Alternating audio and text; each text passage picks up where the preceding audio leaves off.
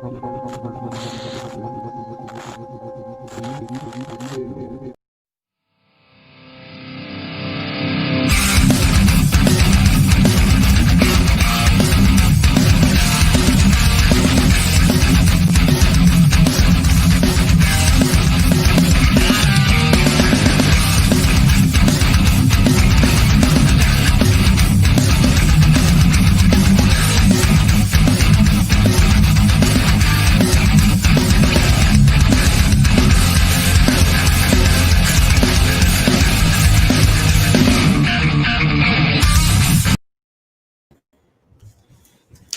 again, everybody. Welcome to another edition of Unpopular Review Entertainment Edition. I am once again the executive champion of Unpopular Review, Chris Harris, and I'm joined today by a plethora of people. Let's bring in Y, Hey Yo Vincent, the movie expert, Billy Blue, and C Disappear.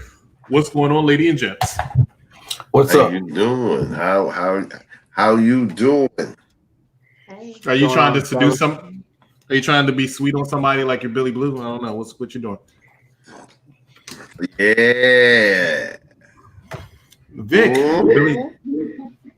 Billy Blue, you actually picked this movie. Can you tell everybody? I certainly did. Well, this movie was a big movie back in the 90s. I actually went to go see it in 97 at the movie theater.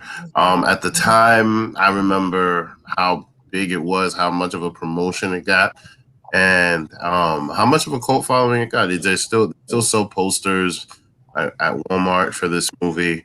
And this is one, and in my opinion, this is the movie that kind of gave the transition for Sarah Michelle Gellar, and I think this movie came out before Scream, so I think this is what kind of like started to transition them into like adults, especially Jennifer Love Hewitt. Now, at the time, I was a big fan of Jennifer Love Hewitt, and I was 15, so she was really hot to me at the time. And yeah, and I liked it. But even though one thing that I do remember is that like I was paying attention, but not really paying attention because of the company that I was with when I went to go see this movie. So now that I saw this movie, like paying attention completely. This it's all right. It's not. Okay. All right. It's all right. I wish you had told me that before you suggested this movie. I might have had known what I was walking into. That was a roaring endorsement of this movie there, Vic. Honestly, no, because I liked it. I do like it, and I would watch it again. Like I would definitely watch it again. It's just not it's not what I remember. That's pretty much what I want to say. Because I think I just internalized it differently when I was a kid, as compared to as an adult. Yeah, that's major background noise, but yeah. Woo-wee. Speakerphone. I feel like I'm in the train. All right, so yeah. That's pretty much what it is. It's just that like I guess I just internalized it differently. Okay. Well, let's give the audience, and just in case they haven't seen the movie or they haven't seen it in a while, a brief synopsis, and then we could jump into the best stuff. All right.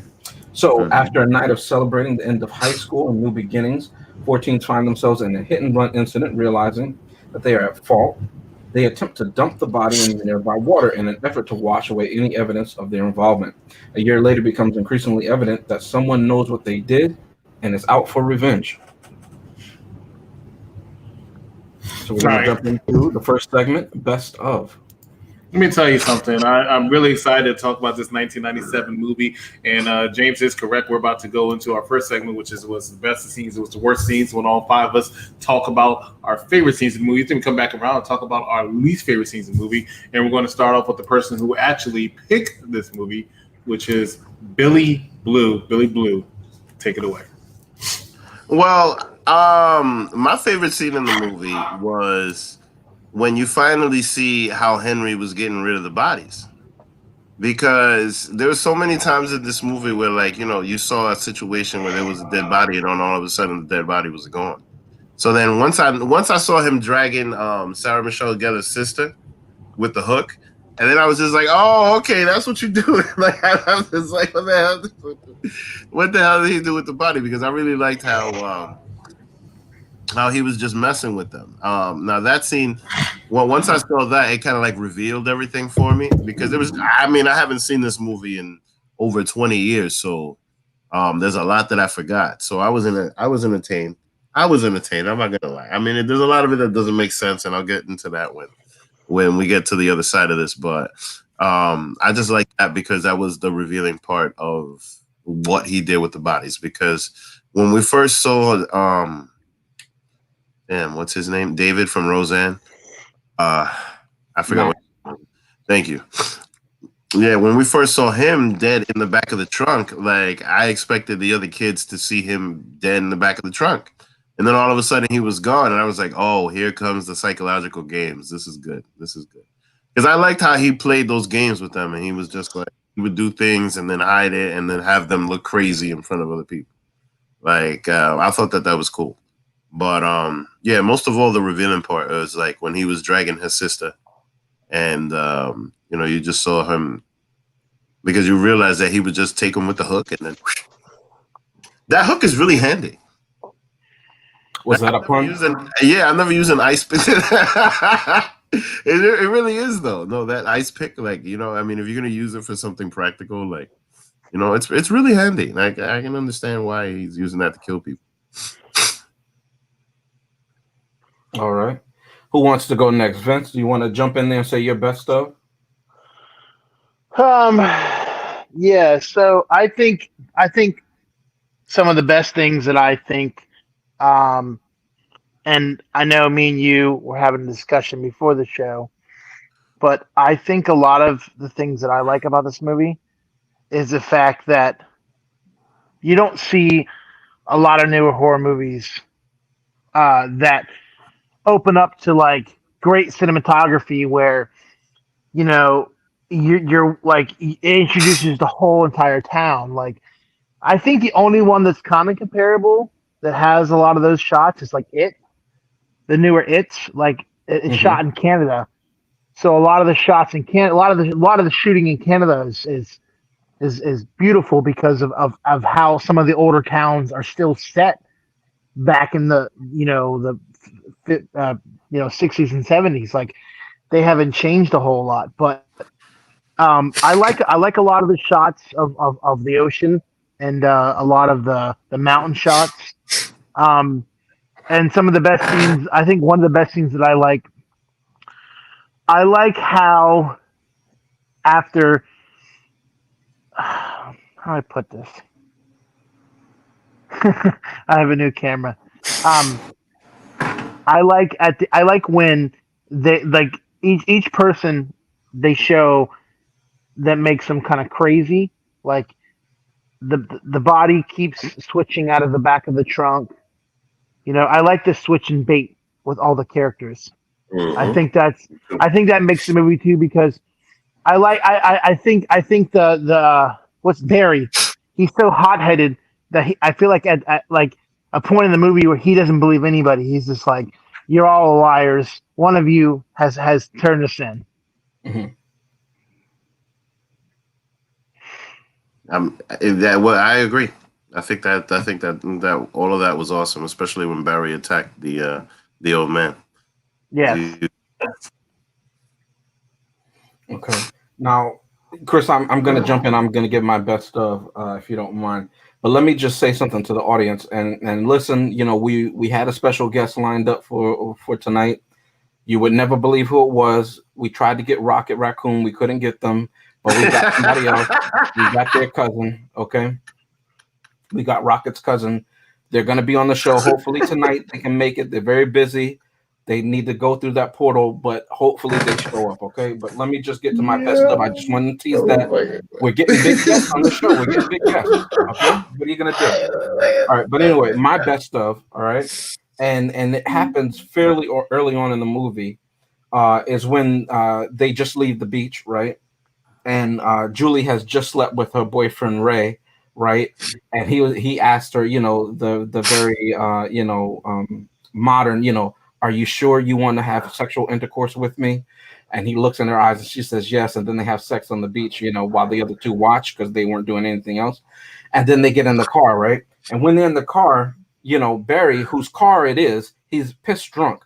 And he's already known to be very aggressive and violent, right? So Julie turns around from the passenger side seat and starts says something slick to him. And Barry just has this psychopathic stare, and he looks Julie right in her soul, and Julie gets shook. And she realizes that she's out of her weight class and that maybe I made a big mistake by talking smack to this guy who could easily just choke me out. And then she looks to her boyfriend, her post-coital boyfriend, and he just has this stupid grin on his face. And she realizes that he's going to be no help to her whatsoever, and that maybe she should just keep quiet and just sit in the car and relax. And that was my best scene of this movie, when she was talking out her butt. She looked at the guy, and the guy said, "Oh, really?" And then she's like, "No, not really. I didn't mean anything that I just said." And then she had to just sit there and be quiet. That was my best scene of this movie. It was hilarious. I laughed. I scrubbed back to watch it again, and then I did it a second time. I'm dead serious as well. Okay. We are talking about I Know What You Did Last Summer, 1997 blockbuster. Mm-hmm.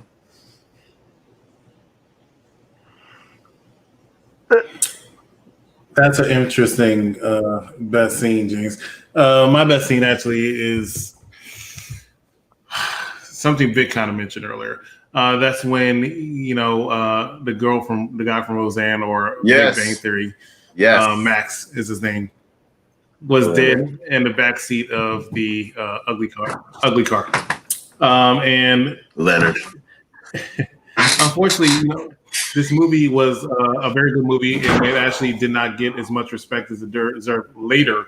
And that's simply because another movie followed the movie, and it kind of made fun of this movie to the point where I can't really respect the movie as much.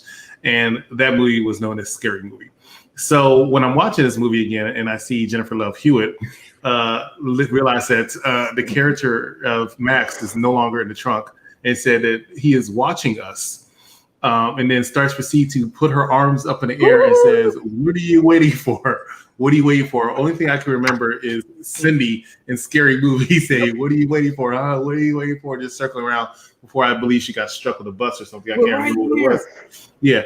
So unfortunately, it kind of takes it away. But when I saw it, I could not help but to bust out laughing, and basically became my favorite scene in the movie because all I could do is remember that funny scene from Scary Movie. So that's my favorite scene. Chrissy, unfortunately, is not able to be here right now. She's having technical difficulties, so we're going to skip her, and we're going to go right back to Vince, who's going to talk about... Chris, I'm surprised. You didn't like my best of scene? No. And we'll go to Vic, who's going to say his worst of scene. So, Vic, go ahead, take it away. Well, my worst scene was when Sarah Michelle Gellar was fighting Henry on the tire, because it made no damn sense. Like, he's there swinging and swinging and swinging on the tires, and you're going to tell me that this little girl is fighting him back and really holding him back. And, you know, like, he's not catching her at all. He's straight up hugging her and all of that. And, like, he's hitting the tires. I felt like that scene wasn't necessary. I felt like if they're going to do something, that the entire piece and everything was good. With her, the way that she screams is really good. Like, she really can captivate a certain... she can captivate you to continue watching this movie. But that scene I just didn't like. I felt like it was pointless. I felt like it was stupid. And it just didn't make any sense. He's literally just hitting a bunch of tires. And she's there screaming. Obviously, nobody's paying attention because of the July 4th parade. But, like, it just doesn't make any sense at all. Like, what was the point of that? Like, it's something else. Yeah, I didn't like that. And then, you know, just other stupid things like when, like around the end of the movie, where why don't you just jump off the boat? This motherfucker's chasing you around the boat and you going underneath. You go into the ice cellar to find other dead people.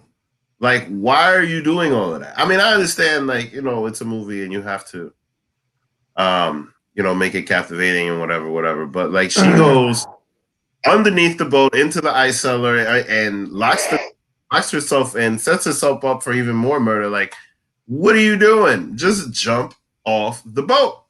Just swim your ass off the damn thing. That's why, like, why are you doing all of this crap? So, you know, it was just dumb things like that. The other one, when like he has the hook, he clearly is stronger than she is. And she's this tiny, and she's apparently holding this gate down to stop him from coming in and getting her. Like, all right, that makes a lot of sense. Come on, bro. Stop it. But when I was 15, I didn't pay attention to any of those things, obviously. And I might be just nitpicking because I needed to find something that I didn't like about this movie, because I clearly liked it. But yeah, it was just that. It was those stupid little things that just didn't make any sense. Because Henry's trying, and then it's just not. I don't know. But yeah, that. I'm done. Vic, I don't understand how you don't think it's possible. Before Vince goes with his worst scene, Chrissy actually. What? I don't know why you think it's implausible for her to be as strong as that man. Okay, he's a grown man. She's a teenager. Vic, what are you trying to say? Wait a minute. When I gave my best of sequence and I said she was out of her weight class, everybody thought that I was wrong. But you now saying that she can't overpower this strong man, now all of a sudden we're supposed to take that as realistic? Come on, Vic, that's not fair. That's not fair. Come on. Wait, I didn't hear you because of the I got hit with the Chrissy virus. My internet went out for a second, so I didn't hear everything you said. No, I'm teasing you because the same reason why my best of sequence was she was talking out of her head to a guy that's clearly aggressive and stronger than her. Why would you do that, right? When no one has her back in order for her to do that. In the same way, how is it feasible for this other girl for her later to fight this man who's a crazed killer and a grown man? And this is a teenage girl that she's supposed to be able to hold her own against him. It doesn't make any sense. That's why I was just going back to that one, just to tease him because he hates that I picked that as my best stuff. I'm sorry, Vincent. I know you were dying to talk about your. Before Vince goes, Chrissy actually gave me her best scene. She wanted me to play it for you. So.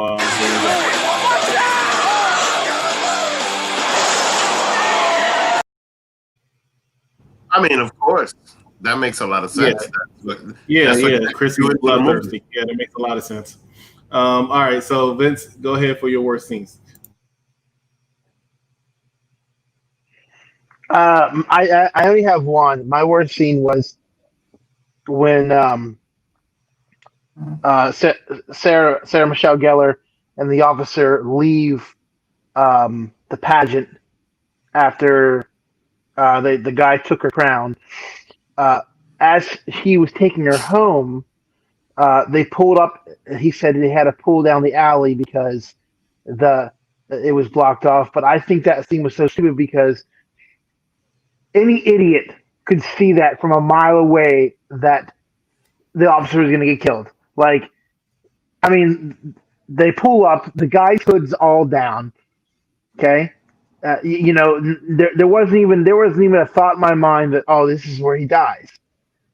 But realistically, do we need this scene in the movie? Because here she is in the back of the car, and if you didn't think that she was going to get out of the car, you're an idiot again. Because everybody's like, people. I remember watching this in the theater, and I heard people sitting going, "Well, how's she going to get out of the car? There's no way. The doors are locked." Come on. If they were smart, anybody knows this. I don't know if back in the days of cinematography, there was no bars on windows of cop cars. I don't remember that because I certainly remember always seeing bars on cop cars. She breaks out the window and she climbs out without scratching or puncturing or anything.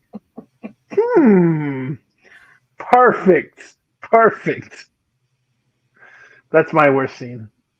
I was surprised that she had enough strength in her legs to literally kick out the window and then abdominal strength to shimmy legs first out the cop window while the guy saw her doing this and do it quick enough that she can get away. Hey, you know what else is funny? Does anybody else realize this? Is it funny that when you see like older movies and there's somebody trying to get away from the killer, it always seems like no matter how slow they are, and no matter how bad the so the movement of the camera is to make it seem like the killer's almost to her. Mm-hmm. It's like he ran a million miles to catch her and kill him. Like, I can't tell you how many times I watched the scene where she's almost to the door where her sister's working at the shop. And it's like, dude, there was like 3 times I thought she was done for. Like, they overestimated that shot so bad because it's like this, you know, she opened the door and it's like, okay, what happened to him? Did he disappear with some fog? Like, clearly he was at the door. What did he do? Run away? Like, I don't get that. And how is it that the sister couldn't see that when there was nothing obstructing her view? Facts. Well, listen, I actually, in contrast to my best of, which I had that one scene, I have 4 worst of scenes. This is going to be a shock to anybody who knows me about this movie. But I have 4 worst of, okay? The first one, I'm going to just say it outright. It has to be said. The acting. The second one, I'm just going to say the acting. The third one, surprise, the acting. And the fourth is the obvious misdirection of the script. They had all of these things that are supposed to make you think that it's Max, you know, who was really a teacup himself. And, oh, no, it's the other guy. It's Anne Hesh and her crazy country self. No, it's really her. She's the killer dressed as a man with man strength. No, it's really Ray who works on the Billy Blue. You know, that they did that throughout the entire length, like a la Scream, the same way we said that Scary Movie parodied this movie and others of that time. This movie is copying what Scream did. No, it's really the boyfriend who did it. Okay, fine. So it's the obvious misdirection and the very weak acting, because I've seen these people in other things and they are far better in other things. I don't know if it was the script. I don't know if it was the director and this is what he said. Hey, faster and more energy. That's what they said about George Lucas in the first Star Wars movie, you know. But something was severely lacking in this. And I was just like, it made it a drag to watch this movie. Because it's like the actors weren't even really engaged in the thing. So why should I? So I have to say 3 times acting. And the fourth, the obvious misdirection of the script.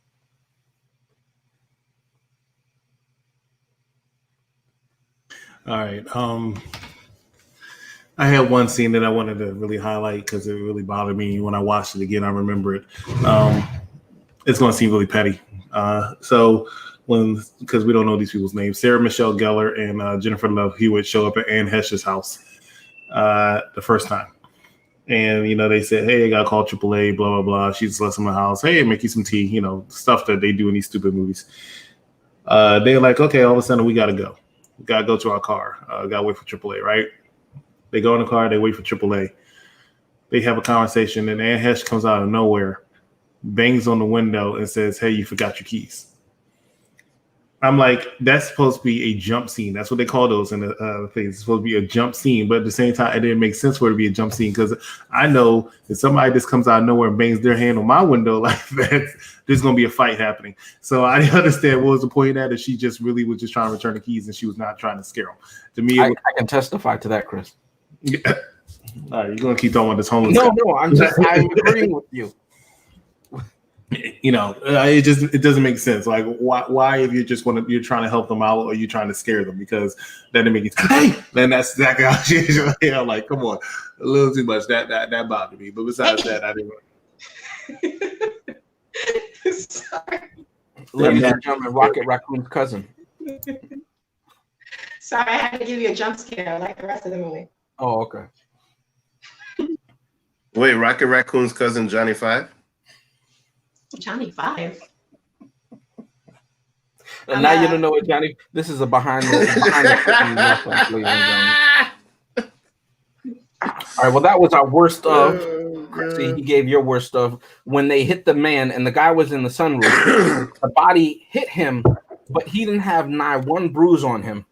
But the other guy was knocked unconscious, seemingly. But this man was above the sunroof. He didn't break a back, a vertebrae, an arm wasn't sprained or anything like that. Nothing. This man is made out of steel. So Chris played your worst of scene that you have for this movie. Did he play my best of? I played your best. I didn't play your worst. Oh, that was your best of when the guy got hit by the car? Oh, I thought that was your I worst. thought it was hilarious. No, I said it was. I said she was bloodthirsty. I didn't say that. Chrissy, do you want to give your worst of? To the back was so funny to me. Chrissy is reporting live from the quantum realm right now, so the time dilation might be a little bit strong. But, Chrissy, when you come back to this reality, can you bring the Infinity Stone back? And also, can you tell us the worst of? Well, that was Chrissy's worst of.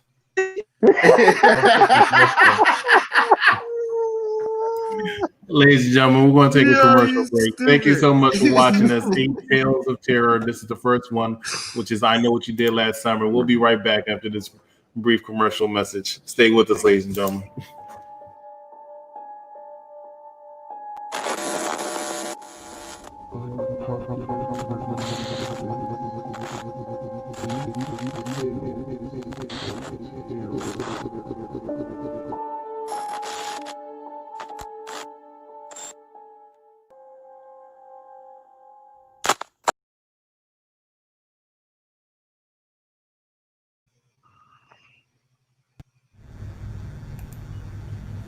Let's get down to business to defeat the Huns.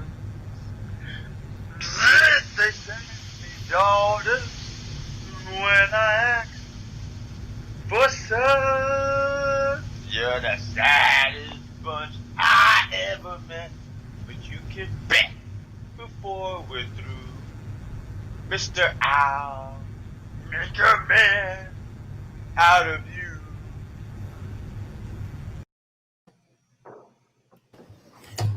Ladies and gentlemen, welcome back on Popular Reviews Entertainment Edition. Over here talking about I Know What You Did Last Summer. Please join us every single Tuesday and Thursday this month as we give you our 8 Tales of Terror, where we pick movies to review here for this Halloween month. And unfortunately, the Disney karaoke special was pushed back until next Tuesday, 8 o'clock. But make sure that you join us. I'm the executive consultant here, executive champion, along with none other than Hey Yo Vincent, the movie maker or movie creator or movie debater, or whatever he wants to call himself, as well as Billy Blue. Thank you, Ricky. Thank you. Hey, can I ask you, whose idea was to do this Disney show? Wait a minute. One of our own Big Daddy Cool. Not Big Daddy Cool. It was Bad Guy Jack. Oh, Jesus Christ. I felt For sorry for you fellas. those listening at home, if you want to go back and listen to the Sonic episode, Wow. we had a Bad Guy Jack on there, and he was really happy about that movie. I've never seen Chrissy from this angle. All right, let me see. No, I've never seen the other side of Chrissy's face. Oh, wow. Well, I thought the one side was burned by accident, and she was trying to save Rachel Dawson. Yeah.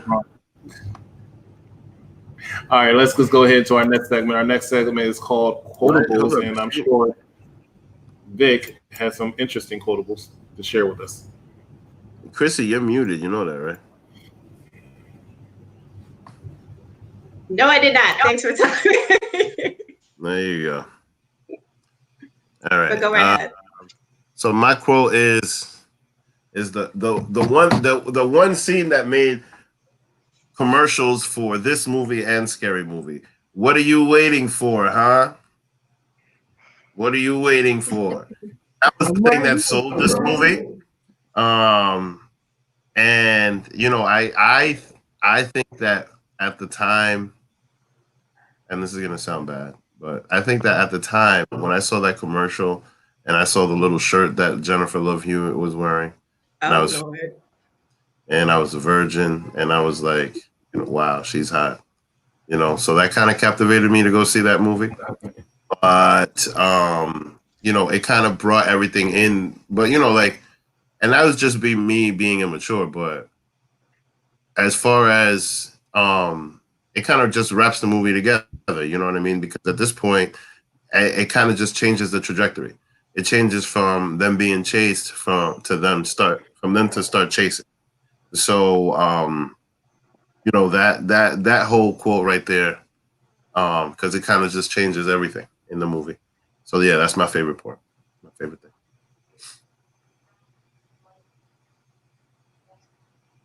All right, who wants to go next? Vincent, Chrissy? Well, Rocket. I was having some technical difficulties, guys. So you said having? I was. Was? I hope having. You guys can hear me fine now. I'm not sure. Was.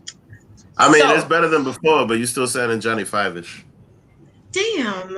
Okay, well, we're gonna have to work with it because I want to say my favorite scenes. I thought it was so hilarious, guys. I'm sorry. So my favorite scene was the part where Barry like pretty much goes like Lord Capulet on Julie and like tries to like choke her out, and then her female dog of a boyfriend says like absolutely hardly anything to this guy, and the look of disgust she gives him right now.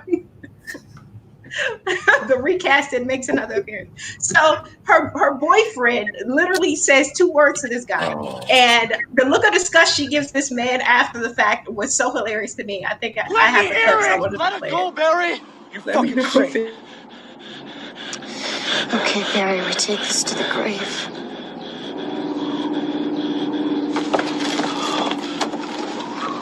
Now look at this look of disgust, guys. It's coming. It'll be okay.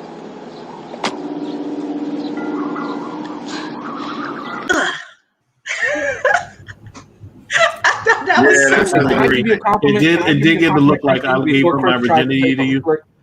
That was my best of sequence, and I'm so glad that somebody else picked it because she looked to her boyfriend for help. He was no help. He was a teacup. Okay, and she said, "You know what? I realized I did too much." Great. I agree. I agree. Okay, I didn't even know. I said this scene is hilarious. And how dare he try to get up like, hey, you okay? Where were you when he was choking me out just 2 seconds ago? You watched him literally choke me out, and I had to take it, and you did nothing. So that was my my best scene. But let me go on to my quotable since that is the segment we're in now. So I have a couple. My first of which is going to be this is coming from Ray, who's played by Freddie Prinze Jr. He says this to the group, I think, at this point, after all the murders have been going on. He says, hey, let's just get the hell out of here. We can leave town and disappear. Nobody does it. And then my next quote is going to be from Barry. Now, I get the character of Barry. I actually like Barry's character. I think he was like really, I don't know. He gave us a little bit of complexities. Like he wasn't just a one note character we know women like people like Barry. Mm-hmm. No, okay. Was I supposed to like Ray, who wouldn't even protect me? No, because he's weak. Women don't like weak guys. They like domineering men. So let me tell you my quote from this guy. He says, "We don't have time for your shit. You understand? We gotta move fast." This is like when they hit the guy. And he decided in 1.1 second that they got to leave the body or toss it or something before they even barely check for the guy's pulse. Yes. Exactly. So that was that was the one. My final quote is going to be from the villain of the movie. I forget his name, but we all know who he is. The guy at the end. He says, "Let me give you some advice. When you leave a man for dead, make sure he's really dead." And then they receive the not check that he dies. At the end of the movie, they just assume that he's dead. But there is a second movie, so spoiler alert, there's a second one. But yeah, that's my quotables, guys. I'm sure Vic knew about that second movie. Who wants to go next? Vincent, did you want to jump in here or? Can you hear us? Yeah, I'll go. So I got a couple. I think this is kind of more funny than a quote, but I like when Sarah Michelle Gellar says, "How's my hair?" and the other one says, "Hurricane proof." I thought that was kind of funny. I liked the part when Max, is it Max, right? The guy in the truck. Uh-huh. When Max pulls up and he says, "You can wipe that shit shit grin face, shit stink grin face. Or no shit. Oh Eating. Jesus! Eating. The grin off your face, huh? What was up with him in this movie? Why was he such a jerk? And he wasn't even popular or nothing. He had no reason to be such a jerk. But I also like when he said Max sounded like he was jealous. Was mean to them because they were always mean to him. They looked down on him because he was a working class person. All of those kids were rich except for Ray, who didn't say anything because he wanted to be accepted by the rich kids. Oh, okay. Yeah, and also, he wanted to be down with the rich kids, so he was fronting. He was fronting like he was rich, but he was never going to be accepted by the rich kids. That's how it is. They just use. Okay, now I understand, because I was like, this guy's just a jerk for no reason. I thought it was because he liked Julie, but and he didn't get her because nobody wants Max. He liked her, but it was because he was poor, and they were liked her because he was. Oh, okay, okay. Vince, did you have one more? Just that one right there when Ray comes up to the car. Well, I also like when he said you almost got that rich boy accent down. Mm-hmm. That's it. Yeah, that was wild right there. Because he was faking the funk. Trying to be one of them.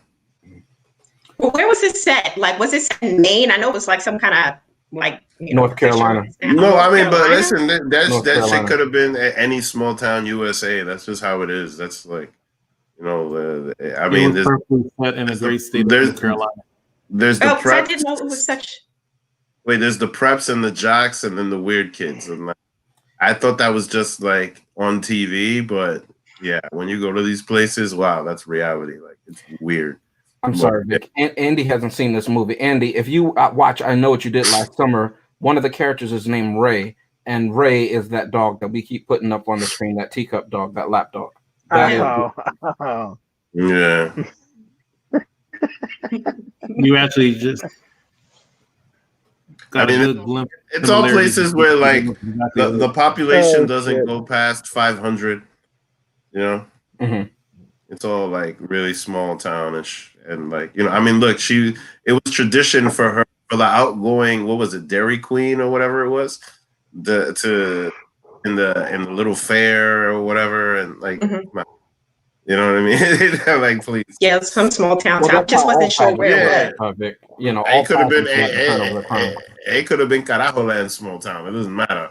Like, it doesn't matter where.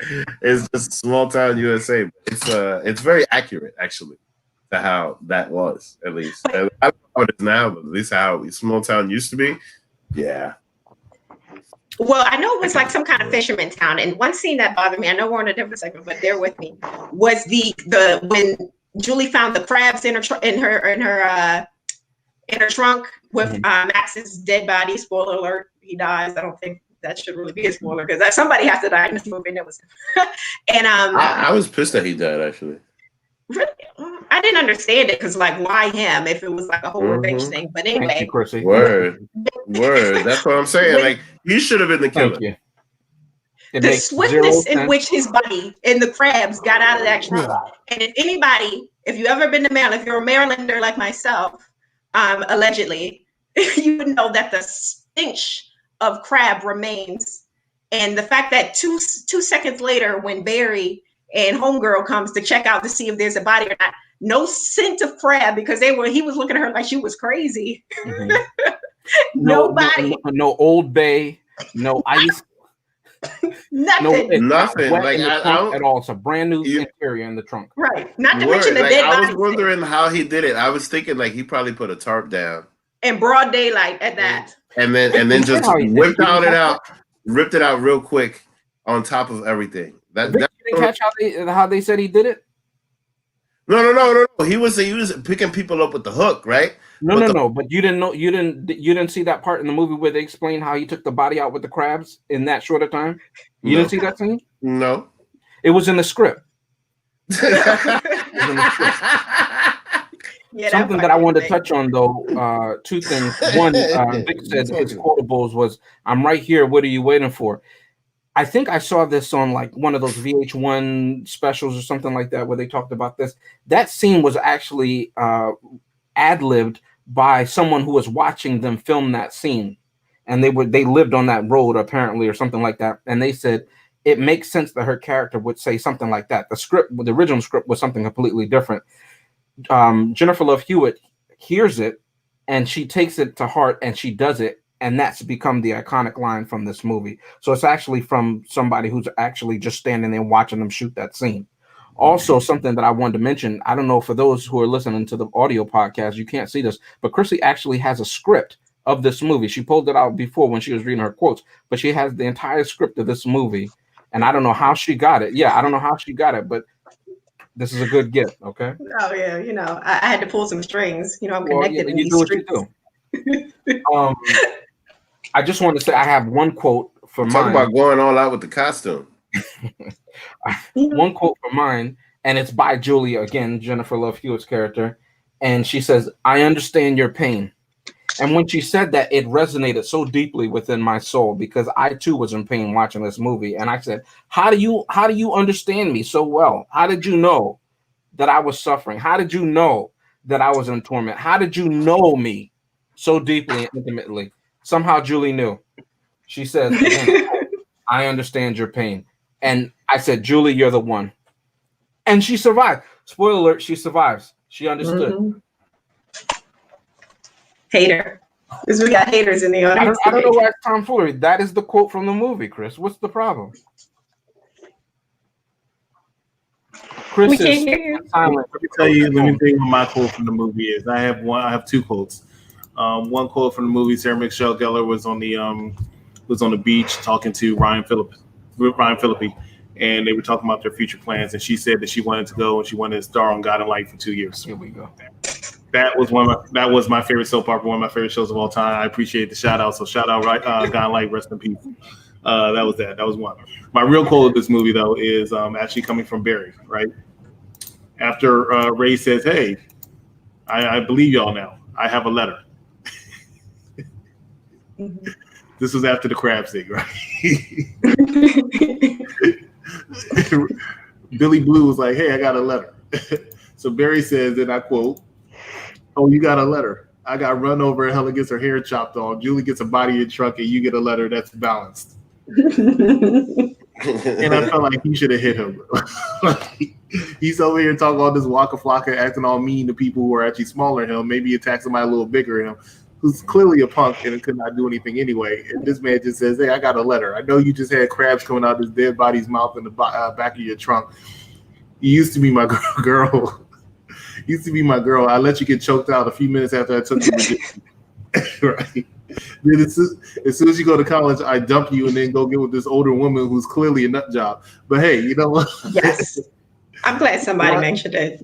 It's all in good fun because I got a letter. Ladies and gentlemen, let's go ahead and talk about the next segment. Oh wait, he went and smashed the sister? I didn't think of that. Oh wow. No, she said something about how they were kind of like having they were sweet on each other and stuff. So exactly. it was something they going were on. sweet on each other. And I don't know it was him. Anybody in that house. That house was filthy. It was a mess. I mean, like, you know what though? He's a little off. So I wouldn't put it past him to you know, try to hold hands with her. He should. That's what I was going to say. It should have been. Listen, Leonard should have been the killer. Towards him, I feel like it's like all Leonard wasn't in the movie. Leonard should have been the killer. I mean, you know, David, Roseanne, you know who I'm talking about. Max, yes. Max. Ladies and gentlemen, let's get into the next segment of the night. It is called Recasting, where we pick people in this movie who could play this character, if not better, from past, present, possibly future, if you're that far into it. And we'll start off, of course, with Vic. Vic, let's start off with the recasting. Well, let's see. Because you know, the only okay. I mean, I said start off. First of all, yeah, no, because like, look, I mean, I agree with all of you because all of you are gonna do this, and this person needs to be recasted with this. Like everybody pretty much just feels that way about this character. You know, Chris, you're gonna hate that I say this, but there's only one word to describe him, and I'm gonna spell it out for you. SAWFT, soft, because exactly what he is. And then the other one that I would recast is Sarah Michelle Gellar's sister. Yeah, because that could have been anybody. Thank you. Exactly my point. Thank you very much, Can I Chrissy. just add That's that exactly is my point. of the laziest recasted I've seen in the entire history of UPR Entertainment. You went with listen, two man. previous. Listen, man. I was busy. Okay, I was busy. Oh, so I'm glad she don't watch the show. Right. I'm glad she don't watch the show. No, she don't. She don't watch the show. Why doesn't she watch the show? We need these views. Word. She should. She should. But I can't even say congratulations because I don't know the answer yet. But you know, you'll find out next Tuesday because I'm doing it Monday. So, wow. You heard it here first, guys. If you better not have got that ring out of my Cuba money, I'll tell you that. That better not be in my Havana money. Well, all right. As soon as you can, all right. Listen, the moment that you can buy a ticket to Havana, you let me know. Okay, it's straight from the States. No going to another country and trying to do that. You go, man. All right, guys, recast it, everybody. All right, I got two. Does everybody know who Lachlan Monroe is? No. He played in Scary Movie. He was. Which guy? He also played. God. Oh, all right, hold on. White Chicks. You guys seen White Chicks? Yeah. He was the goofy officer. He was the they were the two officers, and it was the dude that was smelling the girls' panties at in the middle of the movie. Nice. I don't remember, but go on. All right. Well, if you look him up, Lachlan Monroe, I feel like he could replace Barry. They have the same built, same attitude. Yes, Barry. I feel like they could, some way switch roles because Lachlan can play a funny and he can play serious. My second one, and I know you're all gonna bash me for this one, but whatever, because I sat and I thought about this. So I think Freddie Prinze Jr., which plays Ray. Mm-hmm. If you guys have seen the new Bill and Ted 3, I haven't seen that's Lachlan Monroe. Yes. Oh, okay. Yeah. Okay. Well, he doesn't look. But back when this movie was, he didn't look like that. The new Bill and Ted 3, how goofy Keanu Reeves is. I think Keanu Reeves can be switched with Freddie Prinze. Ray? Oh yeah. Oh. You don't see it? I don't know. I don't see it. I don't think. I think I'm so used to him being like badass and John Wick. Yeah. Okay. Hold on. Okay. But then he started. Okay. All right. I get you what you're saying. And then he did. The what's the new one he did? He did 3 of them. John Wick. He's doing the new Matrix. Yeah. He did. Wasn't he in the SpongeBob movie for like a quick second? Exactly. Hold on. He's in the new SpongeBob movie, and then he's in the new Bill and Ted, and he's really like the new Bill and Ted sucks. Like it's just horrible. And I think that if you watch Bill and Ted and then you watch his cameo in SpongeBob, you could see this change up because he's going from a serious actor to now being a soft actor. Okay, I'll give you that only because they seem to pair the brunettes with the brunettes and the blondes with the blondes, and he's a brunette, so I can see him with Jennifer Love Hewitt in this movie for that sake alone. So yeah, I'll co-sign on this recast here. I'm truth be told, he reminds me of Stifler. Chrissy, you want to give yours? Okay, sure. I'll go next. Let me see if I can get these up here. So I have a couple recasted. there are, you know, some big names in this movie actually. I'm not sure if they were big at the time, but if not, this movie made them pretty big. One of them, of course, is our guy here, Freddie Prinze Jr. And even though he was like a little bit of a nobody, like he was soft, as Vic said, but I get who did that? That was not me. He was soft, yes, but I thought when we were looking at his character, he was just so John Doe, and like I don't think he was fleshed out really well, which made me think that he could probably be the male equivalent to our best friend Karen right here. Anybody could have played him. That's exactly who should have played him. And somebody else could have did something with the role because he didn't do much with it. So not tomfoolery, this is facts here. Okay, so also I did recast Barry. Even though I appreciated Barry as a character, I thought he was really fleshed out. I also think he was, believe it or not, he was a good boyfriend to that girl. I'll talk about it later, but I don't see he was crazy. Yes. Okay, I'll talk about it now. He was a good boyfriend to her. He was very supportive of her. He comes to her pageants. He was cheering her on. When she lost her crown, that could have linked her to when she lost her crown, it could have linked her to murder. Who was the first one to hop in and get her crown for that girl, knowing that she probably didn't want to jump in those dark, murky waters. He was also when her hair was cut off and she called her best friend, and her best friend, was on her way there. Who was the first person at her house to come support her after dude was cut off her hair and she had that trauma? Barry.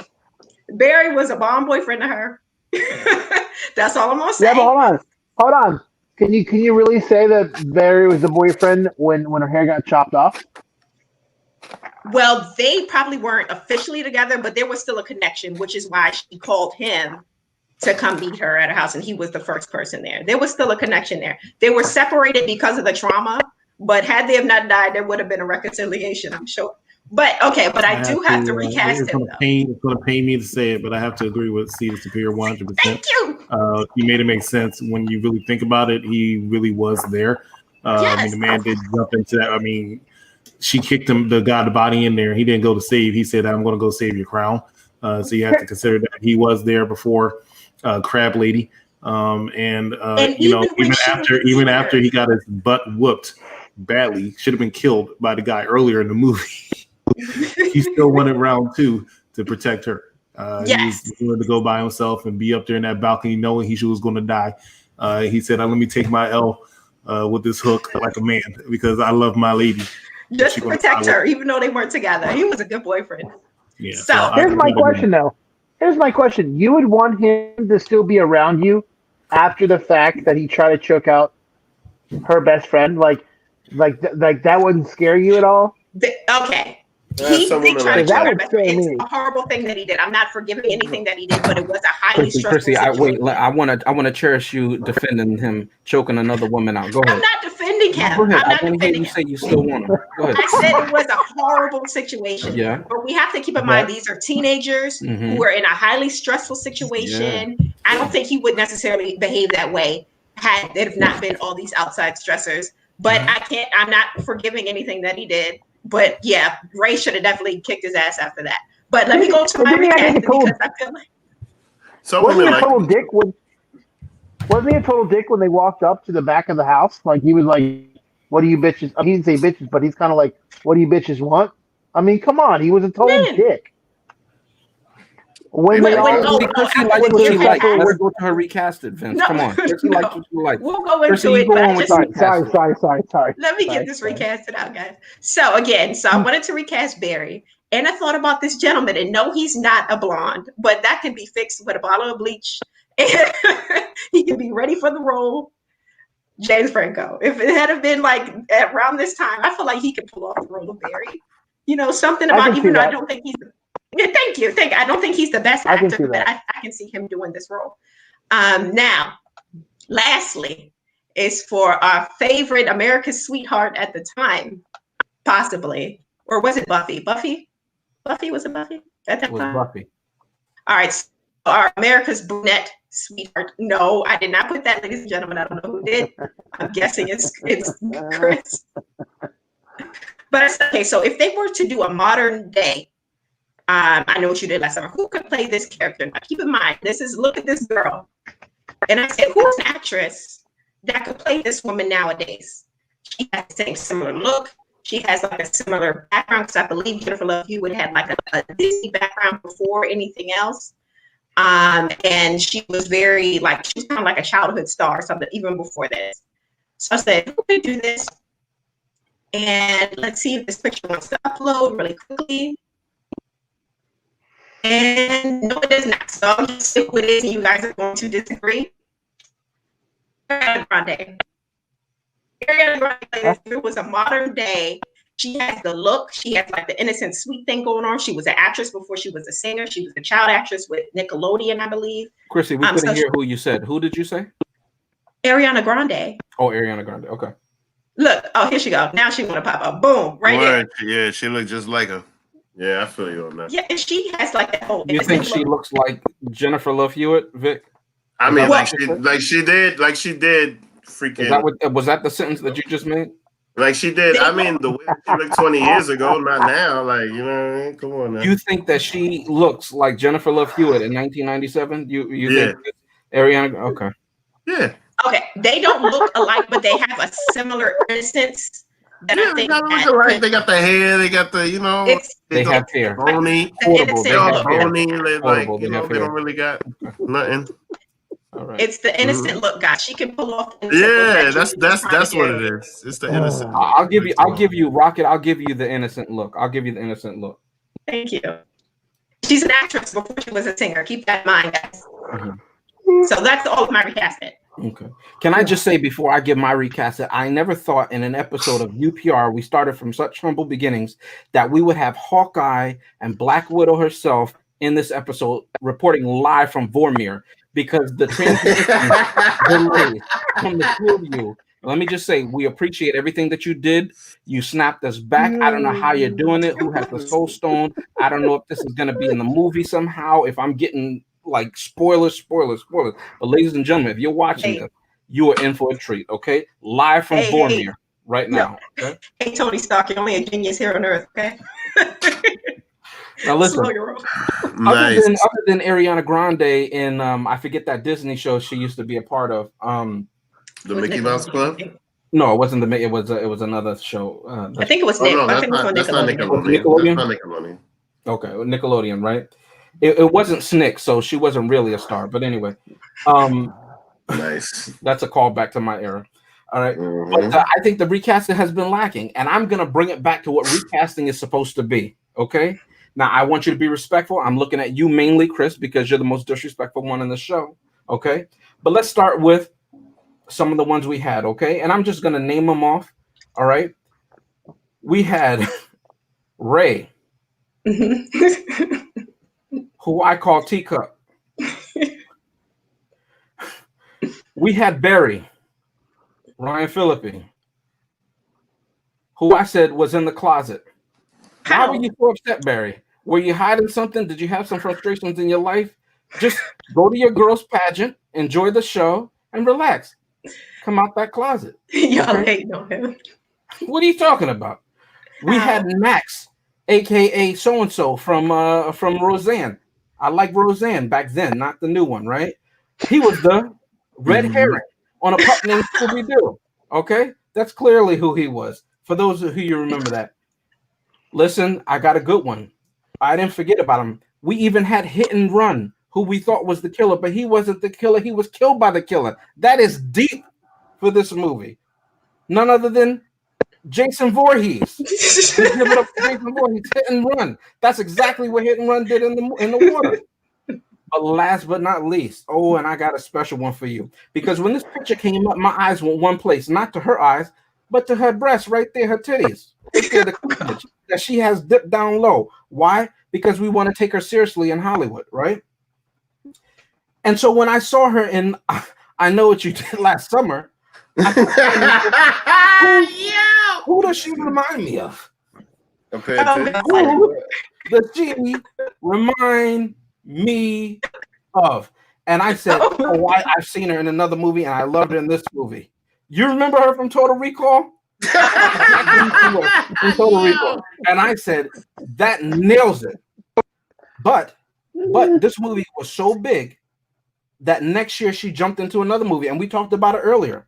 It was this one right here, Cindy. Okay, from Scary Movie. Then she jumped in and she became Cindy from Scary Movie. So let me just say, she was winning in 1997. That's my recaster. Chris, it's your turn. American Beauty. That's the only reason she was casting, because she was Don't you dare Brexit. do That's the only reason she was casting. All right. I have two recasters, and it's respectable because I don't understand what James is doing. What's wrong with my He's playing his normal comedy. Your recast is horrible, bro. It's just come on, man. You put a picture of a woman's cleavage up That's there. what was in the All right, movie. anyway.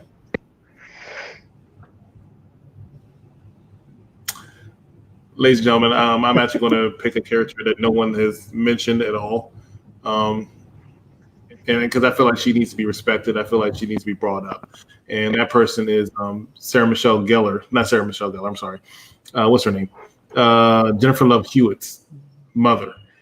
She was in the movie, and I feel like she was not respected in the movie. Nobody talks about her. Nobody mentioned her. She had an important role. She said your father will be rolling around in his grave. So that gave her credibility in this movie to me. And I said, hey, you're so credible, you need to be recasted. See, do you need me to bring you in? There you go. All right, so who can play Sarah Michelle Gellar's, Jennifer Love Hewitt's mom? There you go. Julianne Moore, right?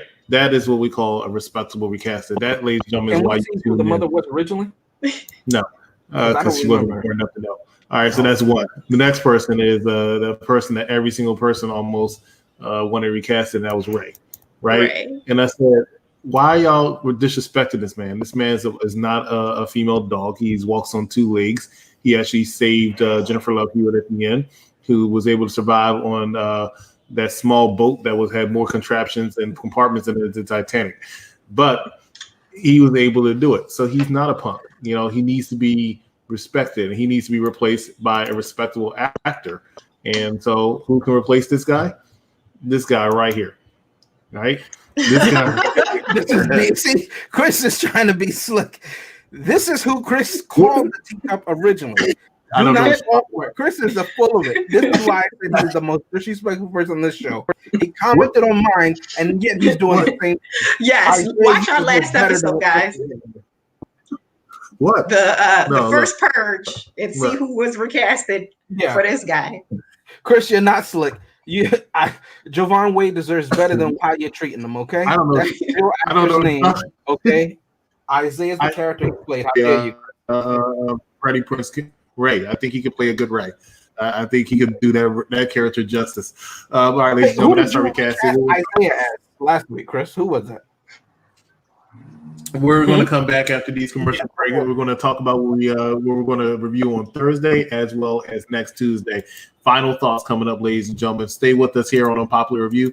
We will be right back. You all, once again, I say this every time, y'all should be ashamed of yourselves, especially you, Chrissy.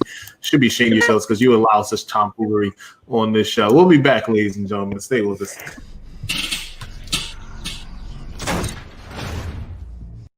What's that? Hello? What do you want?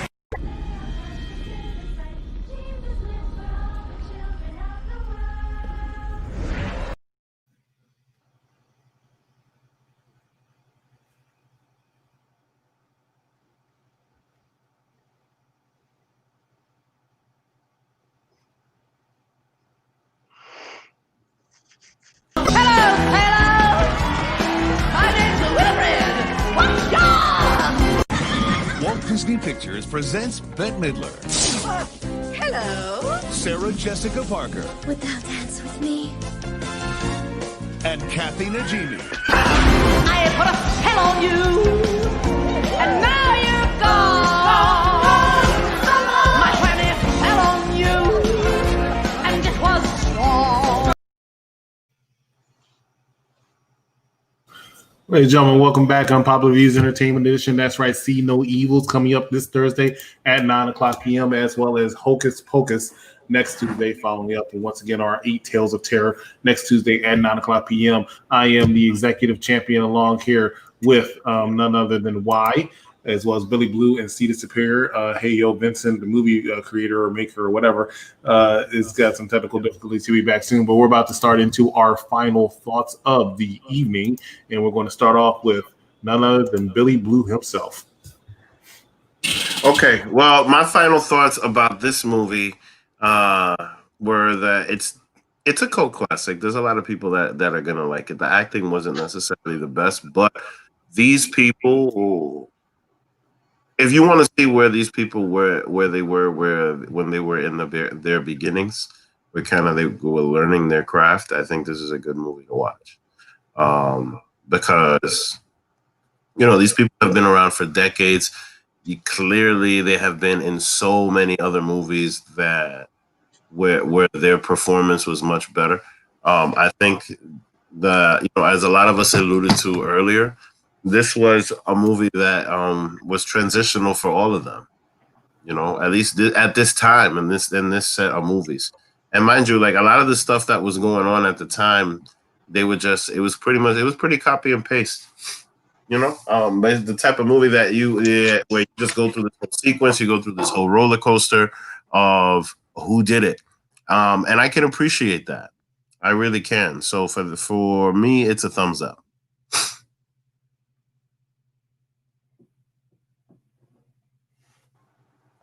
Really? Okay, there you go. Found it. There it is.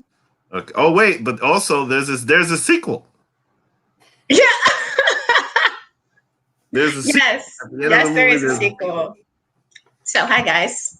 Thanks for bearing with us through all these technical difficulties. So, I'm here for my final thoughts. So, did I brush anything? Okay, so pretty much this movie.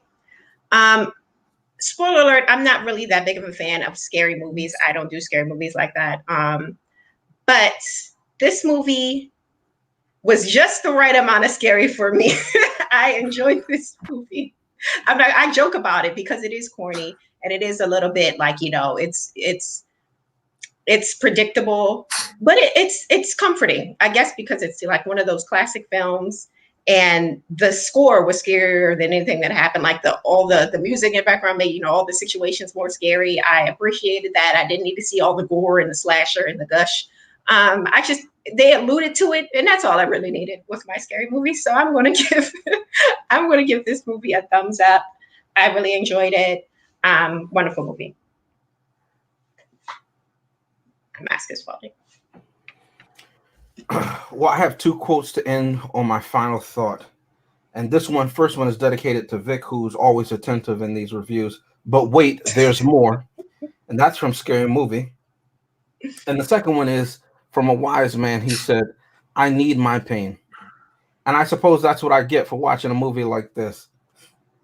But at least Julie knew that I was in distress. Coming up, we have See No Evil. And I'm scared because that too is Vic's pick. And this first one didn't do justice. Then we have Hocus Pocus, where I got to look at a cat that reminds me of the cat from Scary Movie 2. I'm in for a treat. Ladies and gentlemen, buckle your seats. Okay? And Vic said this is a cult classic. Well, look, I didn't drink the Kool-Aid and I didn't strap on those Nikes waiting for the comet. So I can't enjoy this movie. Vic, I love you. I'm sorry. I hate on you because you can afford diamond rings and because you go to Cuba and you didn't give me my money. But this movie, you got to get the thumbs down. I'm sorry.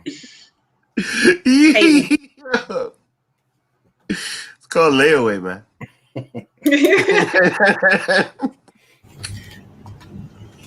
All right. Once again, I gotta follow up after James's foolishness, but let's go ahead and get with some facts of this movie. This movie got a 5.7 out of IMDb.com.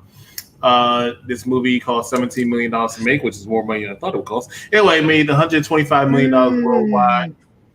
Thank you, Vic. And $72 million in the United States of America. Now, that being said, let's talk about some of the good things in this movie. This good thing is this movie is better than Scream. I stand by that. I've always stood by that. I thought Scream was pretty bad, and I think this movie was pretty good.